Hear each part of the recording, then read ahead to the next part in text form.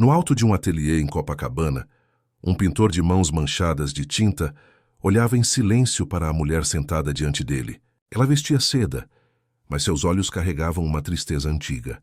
"Quer que eu pinte a mulher que você é?" perguntou ele com a voz baixa. "Ou a mulher que seu pai quer mostrar?" Isadora Monteverde hesitou. E, pela primeira vez, alguém viu o que o dinheiro dela nunca conseguiu esconder: solidão. O mar batia com força nas pedras de Copacabana quando Isadora Monteverde chegou ao velho ateliê pela primeira vez. A limusine parou diante de uma fachada descascada, onde o cheiro de tinta e maresia se misturava ao som distante de um rádio antigo. Ela hesitou antes de sair do carro.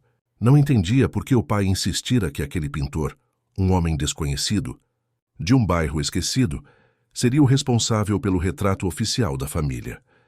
Mateus Vasconcelos a esperava na porta, com o avental sujo de cores e o olhar tranquilo de quem já se acostumou a ver o mundo em silêncio. "Adoro-se, senhora Monteverde", cumprimentou com respeito. "Senhor Vasconcelos", respondeu ela formal. Havia algo desconcertante naquele homem, a calma excessiva, a forma como seus olhos pareciam atravessar o que viam.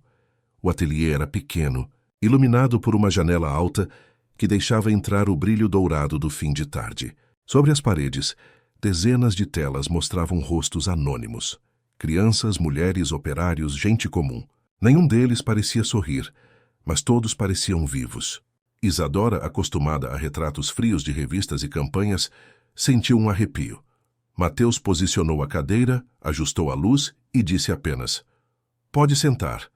Ela obedeceu, sentindo o peso invisível da própria imagem. Enquanto ele preparava as tintas, perguntou: "O senhor já pintou alguém, como eu?"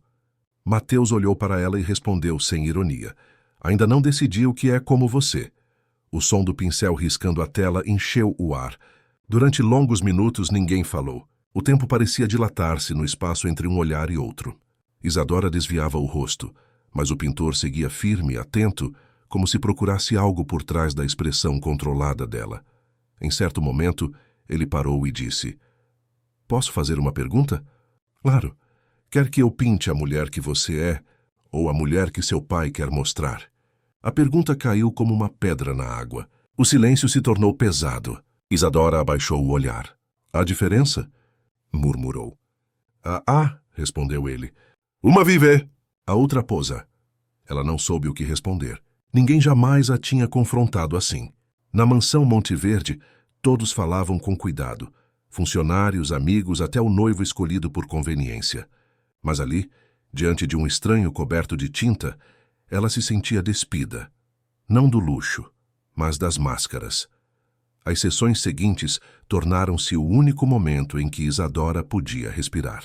Enquanto o pai viajava em negócios e os jornais estampavam seu rosto em colunas sociais, ela se escondia naquele ateliê antigo, cercada pelo cheiro de óleo e turpentina.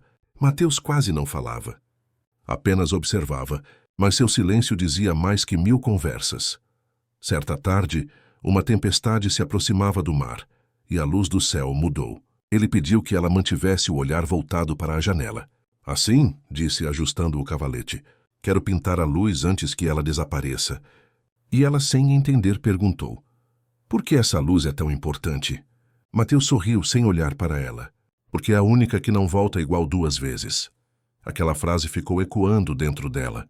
Talvez fosse sobre o pôr do sol, ou talvez fosse sobre a própria vida. Nos dias seguintes o retrato ganhava forma, mas Isadora nunca o via por completo. O pintor cobria partes da tela com panos, dizendo que a verdade não se revela de uma vez só. Havia algo místico na forma como ele falava da pintura, como se cada cor escondesse uma lembrança, cada sombra fosse um segredo.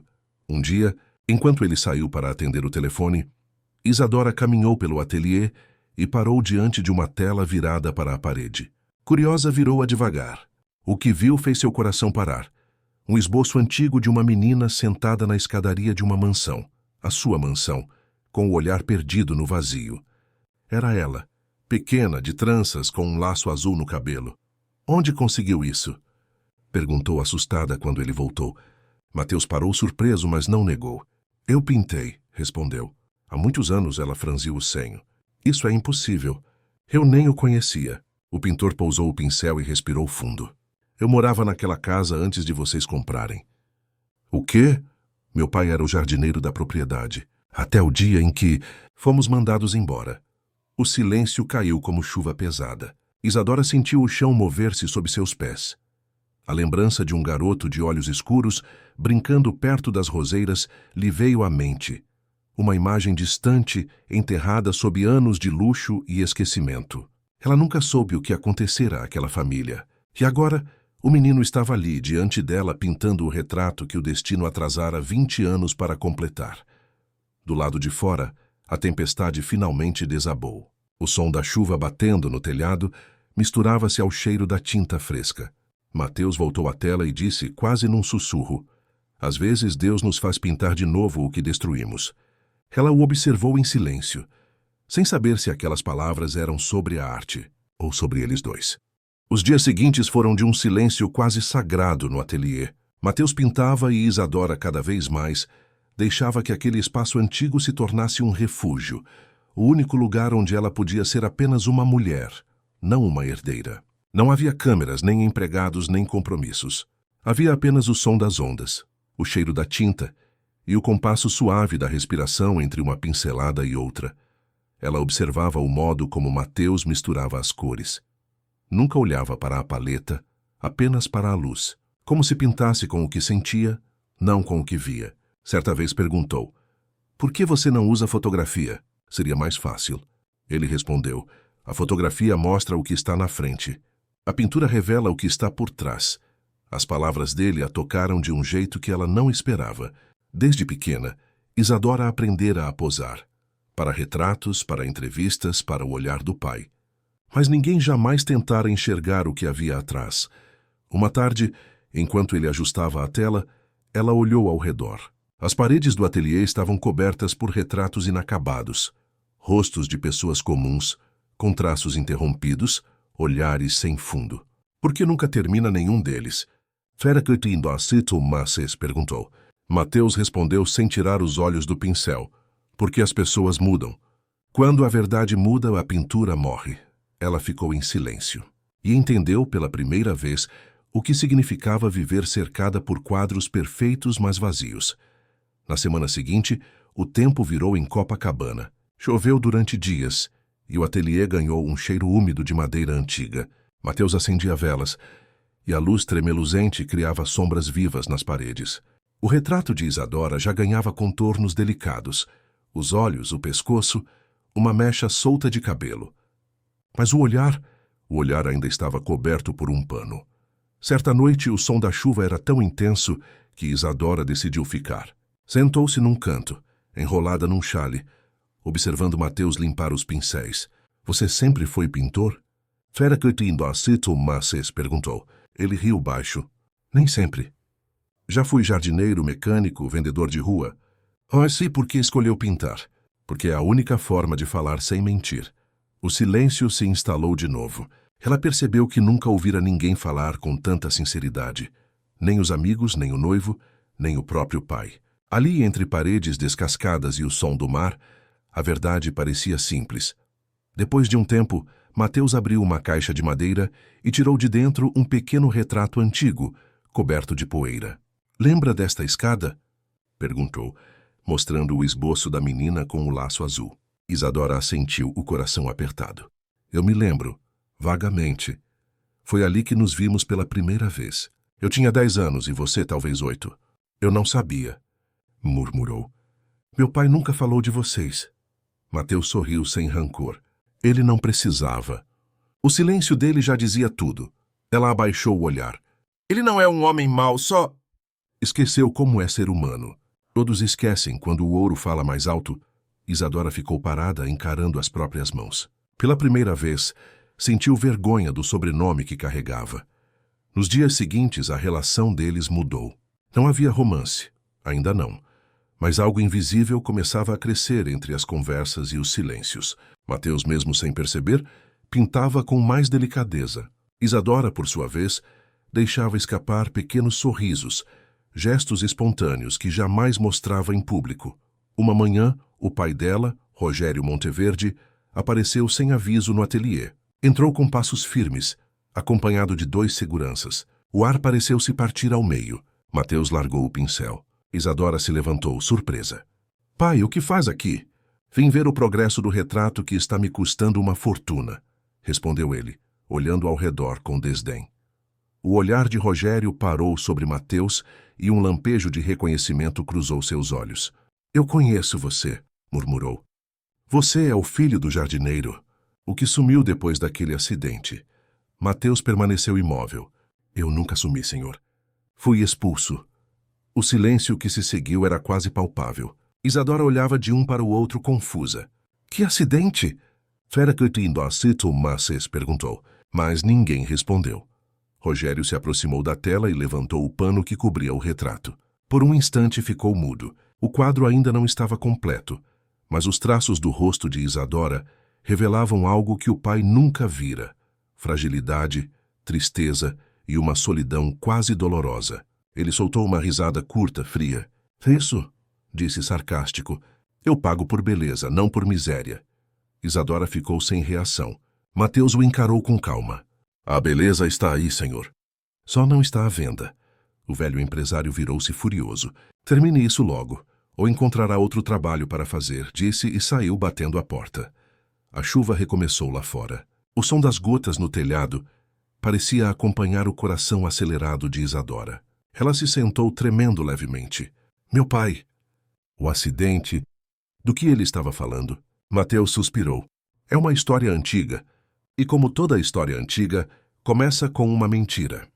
O dia seguinte amanheceu cinzento sobre Copacabana. O mar, antes calmo, parecia inquieto, batendo nas pedras com uma fúria silenciosa. No ateliê, o ar era denso. Isadora tentava continuar posando, mas os pensamentos giravam em torno da última frase de Mateus.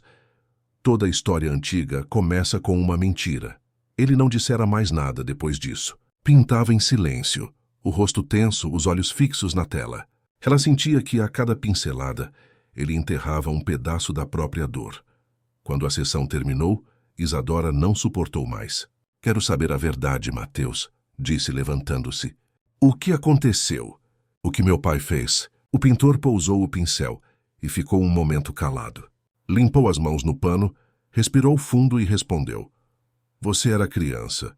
Seu pai havia acabado de comprar a mansão onde morávamos. Naquela época, minha mãe cuidava das flores e das estufas. Ela era simples, mas amava aquele jardim como se fosse o próprio coração. Os olhos de Mateus começaram a brilhar e a voz ficou rouca. Um dia houve um incêndio na ala dos fundos. As chamas começaram na casa das ferramentas. Ela tentou apagar o fogo antes que se espalhasse. Mas ninguém veio ajudá-la. Isadora ficou pálida. Ninguém? Seu pai estava em casa. Disse Mateus com calma amarga, mas o portão estava trancado. Ele disse que era perigoso abrir. Disse que não valia o risco. As palavras caíram como lâminas. Isadora sentiu o estômago revirar. Ele deixou sua mãe morrer? Ele salvou a casa, respondeu Mateus com um meio sorriso sem alegria. O resto não importava. Um silêncio pesado dominou o ateliê. A chuva começou a cair lá fora, batendo nas janelas como dedos impacientes. Isadora levou a mão à boca em choque. Por isso vocês foram embora. Fomos expulsos. Que tu vais realmente estar no... O Standa corrigiu ele. Meu pai nunca se recuperou. Morreu 2 anos depois. Ela deu um passo em direção a ele. Porque nunca contou a ninguém. Porque ninguém ouviria um pobre contra um Monteverde. O olhar de Isadora se encheu de lágrimas. Ela queria dizer algo, qualquer coisa. Mas o peso da vergonha era grande demais. Aquele nome, Monteverde, agora lhe soava como uma maldição. De repente, a porta se abriu com violência. Rogério Monteverde entrou, molhado de chuva, com um jornal nas mãos. Então é isso o que está fazendo aqui? Gritou. Espalhando mentiras para minha filha? Mateus o encarou com calma, mas a raiva tremia em seus olhos. Não são mentiras. São lembranças. Cuidado com o que diz, advertiu o velho. Ainda posso acabar com sua vida de novo. Isadora se colocou entre os dois. Pai, pare! Eu quero entender. O que aconteceu naquele incêndio? Rogério olhou para ela, e por um momento, o poder que sempre teve sobre o mundo pareceu desabar. A voz dele falhou. Eu fiz o que achei certo. Eu tinha uma família para proteger. E ela não era uma família também? Perguntou Mateus com os punhos cerrados. A senhora Helena morreu sozinha. O velho desviou o olhar envergonhado. Foi um acidente. Não, retrucou Mateus. Foi uma escolha. Isadora chorava agora, as lágrimas caindo silenciosas sobre o chão manchado de tinta. Meu Deus, pai. Rogério tentou se aproximar dela, mas ela recuou. Tudo o que eu sou, tudo o que temos, foi construído sobre isso. O velho tentou falar, mas as palavras se perderam. Apenas o som da chuva respondia. Mateus pegou o retrato inacabado e virou-o para eles. A pintura agora mostrava Isadora em meio a um fundo em chamas. Metade do rosto iluminada, metade mergulhada na sombra. Aqui está a verdade, disse ele. É o retrato da família Monteverde. Beleza de um lado, culpa do outro. Rogério avançou, furioso, e com um gesto brusco rasgou a tela. O som do tecido partindo ecoou como um grito. Fora daqui, bradou, e nunca mais se aproxime da minha filha. Mateus ficou imóvel. Os pedaços da tela caíram no chão como cinzas. Isadora olhava para o pai com um horror silencioso. O Senhor destruiu tudo o que não podia controlar. Sem dizer mais nada, ela tirou o casaco e saiu sob a chuva, correndo pela rua. Mateus foi atrás dela. Lá fora a tempestade rugia. As ruas de Copacabana pareciam um espelho partido. Quando ele a alcançou, Isadora estava parada diante do mar. Você tinha razão, disse ela entre soluços. Ele salvou as paredes, mas deixou morrer o que era vivo. E agora? Para quem ti? Pa Maximo remestar-se, perguntou Mateus. O que vai fazer? Ela olhou o horizonte, o cabelo colado ao rosto. Não sei, mas sei que não quero mais viver numa mentira. Os dois ficaram ali, lado a lado, sem se tocar, assistindo a tempestade engolir a linha do céu. E naquele instante, sem palavras, entenderam que a verdade, mesmo dolorosa, era a única forma de começar de novo. A tempestade passou, mas o silêncio que ficou era ainda mais pesado. Durante dias, Isadora não voltou para casa. A mansão Monteverde, acostumada a jantares e risos falsos, mergulhou em uma quietude fantasmagórica. Rogério passava as noites sozinho no escritório, encarando os fragmentos rasgados da pintura de Mateus, agora espalhados sobre a mesa. Cada pedaço parecia um espelho, e em cada reflexo ele via o próprio erro.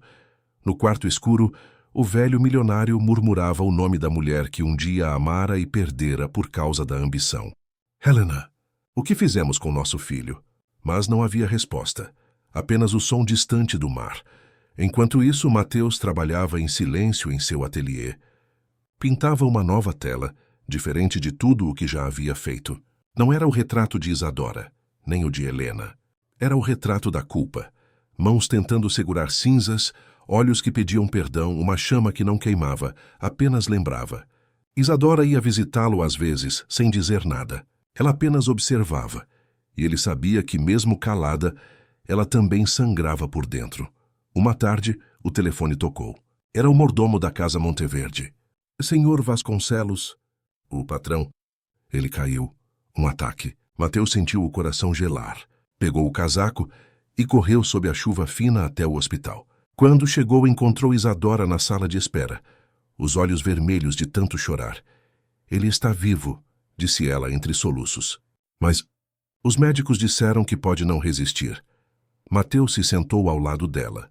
Por um momento, nenhum dos dois falou. O cheiro de desinfetante misturava-se ao medo. Depois de um tempo, ela murmurou. Ele me pediu para chamá-lo. Disse que queria te ver.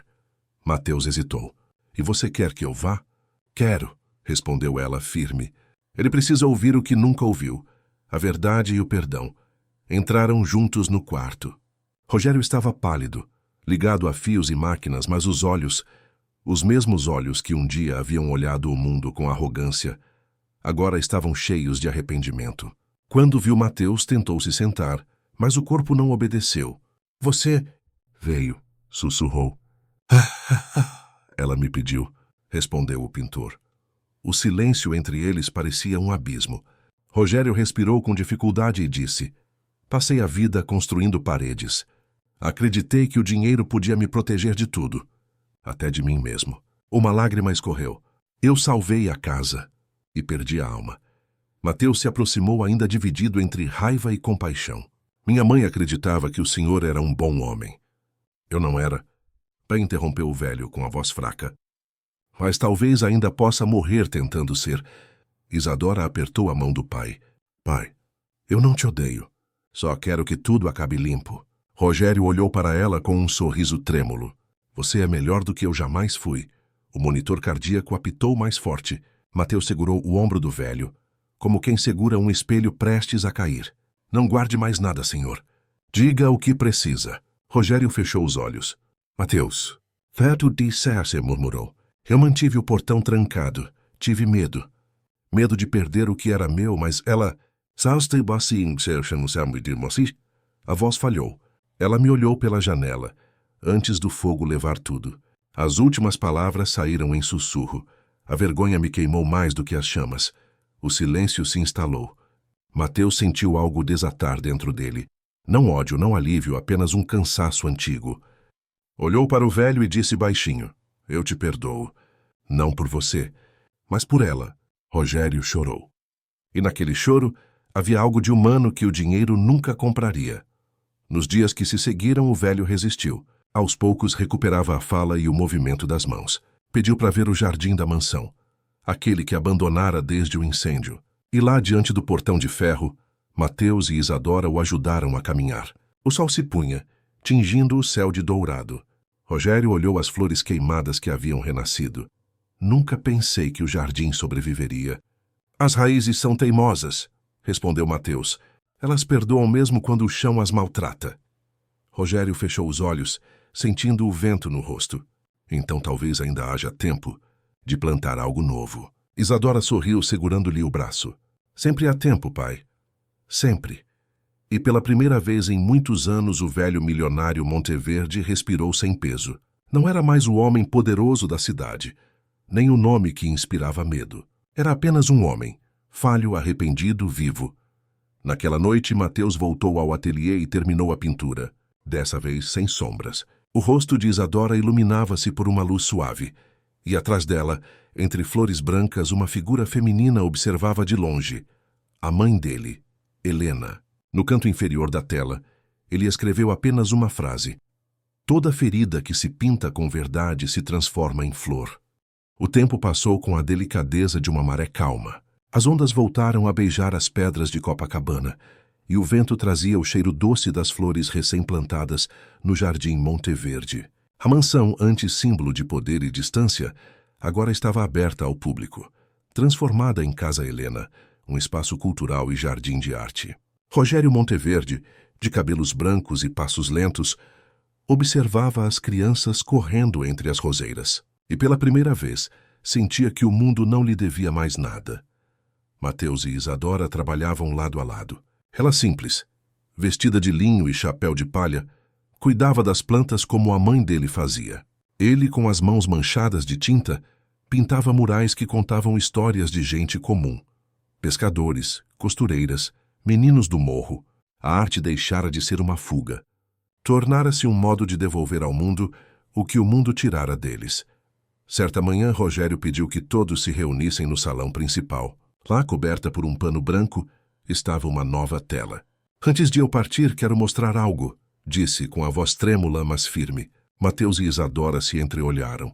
O velho puxou o pano, revelando o quadro. Era um retrato de Helena, pintado por Mateus a pedido dele, com o mar ao fundo e as mãos abertas, como se lançasse algo invisível ao vento. Ela me visita nos sonhos, disse Rogério, sorrindo fraco. Sempre assim, olhando o mar. Acho que finalmente me perdoou. Isadora abraçou o pai e pela primeira vez em anos ele chorou sem vergonha. Mateus observava em silêncio. Sabia que aquele quadro não era apenas um retrato. Era um epitáfio em cores, uma confissão redimida. Nos dias seguintes, a casa encheu-se de visitantes. Turistas, estudantes, artistas, todos vinham ver a exposição As Cores do Perdão. No centro do salão, em destaque, estava a pintura original de Isadora, agora restaurada sem as marcas da fúria passada. O olhar dela, antes triste, parecia sorrir, e no canto da tela uma frase discreta. Nem toda verdade destrói. Algumas libertam. Ao lado do quadro, um pequeno retrato mostrava Helena e um menino pequeno em um jardim florido. Era a única fotografia que sobrevivera ao incêndio, agora exposta para que ninguém esquecesse o que o fogo tentou apagar. O mar lá fora refletia o pôr do sol. Mateus e Isadora caminhavam pela praia, descalços, o som das gaivotas se misturando à música distante de um violão. Sabe o que mais me assusta? Perguntou ela. O quê? Respondeu ele. Como a dor pode se transformar em beleza se a gente deixar. Mateus sorriu. Arte é isso, Isa. A dor que aprendeu a respirar. Eles pararam olhando o horizonte. O mar parecia uma pintura viva, feita de movimento e silêncio. Isadora pegou a mão dele e disse baixinho. A gente podia ir embora daqui, viver simples, pintar, plantar. Ele olhou para ela sério e respondeu. E deixar o mar nos visitar de vez em quando. Rogério observava de longe, sentado em uma cadeira sob o pórtico. O vento mexia os cabelos brancos e ele segurava um envelope sobre o colo. Dentro, uma carta simples endereçada a Mateus. Não posso apagar o passado, mas posso regar o presente. Obrigado por me ensinar que perdão também é arte.